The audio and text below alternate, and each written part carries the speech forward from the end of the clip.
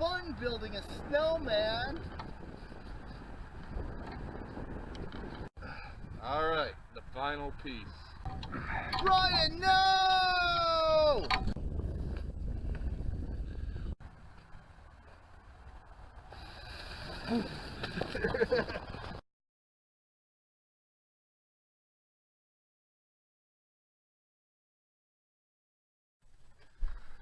Oh man, what an adventure that was, huh? It reminded me of the movie we're going to be watching today. Huh? Daimajin.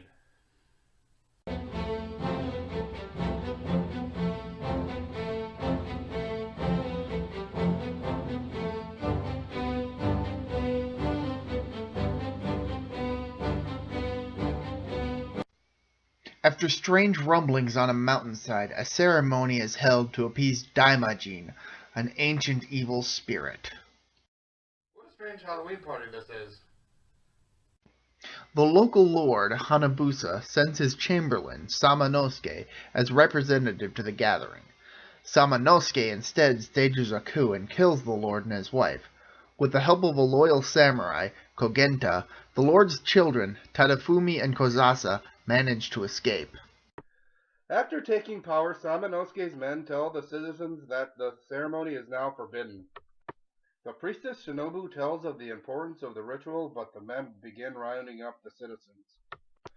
Samanosuke tells his men to search for the children, believing them to still be alive despite the fire burning the castle. Shinobu encounters Kokenta and the children in her home and hides them. Samanosuke's men arrive at Shinobu's house and search it, leaving when they don't find the children. After Samanosuke's men leave, Shinobu leads Kogenta and the children up the mountain, and they get a look at the massive statue where Daimajin's spirit has been sealed away by a god. Shinobu takes the children to the place they will stay in hiding, which is near the statue. That's one big statue. I wonder what's inside. 10 years later, the children have grown up and Kokenta has grown older. Back down in the village, Samanosuke has enslaved the villagers to task them with building a wall for his new castle. His men abuse the workers, keeping them from their families and working them to exhaustion and sickness. Wow, what colossal jerks. One of the workers' children, Take, arrives to beg that his father returns as his mother is very sick, but no one is allowed to leave until the wall is finished. A pair of rebels loyal to Hanabusa arrive, attempting to free the workers, but are forced to hide in the sick house. The man inside tending to the sick helps them to escape, but Samanosuke's men arrive after they've left, and kill the man who helped them. Oh my god, they killed Kenichi. Wait, his name was Kenichi? It is now. Oh. You dastards! Shinobu speaks with Kokenta and Tadafumi about the abuse being piled upon the villagers. Kogenta decides to venture out to find others still loyal to Hanabusa. After a small quake, Shinobu states that the god of the mountain is also upset with the situation. Samanosuke sends his chamberlain Gokaro to find the men loyal to Hanabusa. Kogenta encounters some of Samanosuke's men, led by Gokaro, and despite trying to sneak away, he is identified and captured. Take arrives and informs his father that his mother is dead, then flees into the mountain. Kogenta is tortured for the location of the children, but he refuses to say anything. Take climbs the mountain and encounters Shinobu. Take pleads to wish to speak to the god to save his father, and Shinobu learns from the boy of Kokenta's capture. The prince sneaks into the village and spots Kokenta hanging upside down, vowing to return later that night. Despite Shinobu telling Take to leave the sacred mountain, the boy climbs higher anyway without her knowledge. Take encounters Kozasa on the mountain, and believing her to be a goddess, starts praying to her to save his father. She tells him that she isn't a goddess. Just step on the kid's dream, why don't you? That night, Tadafumi sneaks around the village. He manages to approach the center of the village and lower Kokenta, only to learn that it's not Kokenta, and that's when he's fallen into a trap set by Gokaro. That didn't work out very well for him. Back on the mountain, Kozasa and Shinobu talk about Tadafumi went down to find Kokenta. Later, Shinobu visits Samanosuke to tell him to stop being evil, lest the gods wreak vengeance. Samanosuke tests her face by firing an unloaded rifle at her.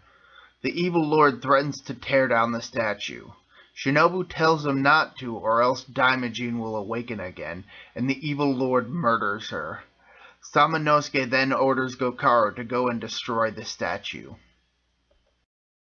Good luck with that, you moron. The next morning, Take and Kosaza spot Gokaro and his men ascending the mountain. One of the men spot an item belonging to Kosaza and begins a search for her. Kozasa and Taki are captured and Kokaro forces her to take him to the statue. Arriving at the statue, Gokaro's men try smashing it with hammers, but don't manage to even scratch it. Using a large spike, they try hammering it into the forehead of the statue, which begins to bleed. We tried to tell him. Things get worse for them as an earthquake occurs, killing Gokaro and his men, but leaving Take and Kozasa alive. Samanosuke learns of the destruction, but he dismisses it. Kozasa awakens, begins praying for the god of the mountain to save her brother. Down in the village, Tadafumi and Kokenta are being prepared for execution. Kozasa, desperate to save her brother, decides to sacrifice herself by jumping off a cliff to appease the god. Moved by her emotion, the statue awakens, breaking free of the mountain and descending.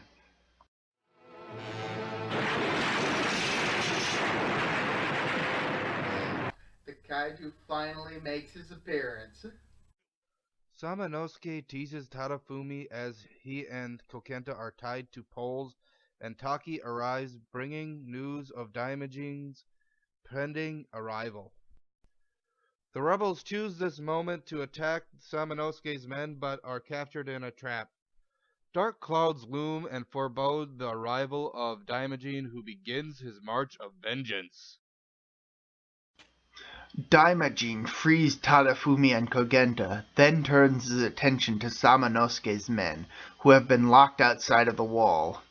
Daimajin makes short work of the wall, continuing his advance on Samanosuke. As his men fall under the giant's feet, the evil lord attempts to hide, but Daimajin finds him, pulling him from his hiding spot, and using the spike that had been driven into his forehead, impales Samanosuke. You really had that coming. With the evil lord dead, Daimajin turns his wrath on the innocent villagers. Kozasa pleads with him to stop, again offering her life. Once again moved by her emotion, Daimajin stops his rampage, disappears, returns with the clouds to the mountain, bringing peace back to the village. This is a pretty good movie, don't you think, Protomet? Oh yeah, while it did take a while for the monster to show up, Like Baron? it at least kept things interesting, and when he finally did show up, there was major payoff. Oh yeah, those bad guys got their comeuppance. I highly recommend checking out this movie. For Gamezillong, this is me, Protomet, I'm the Kaiju Master. signing out.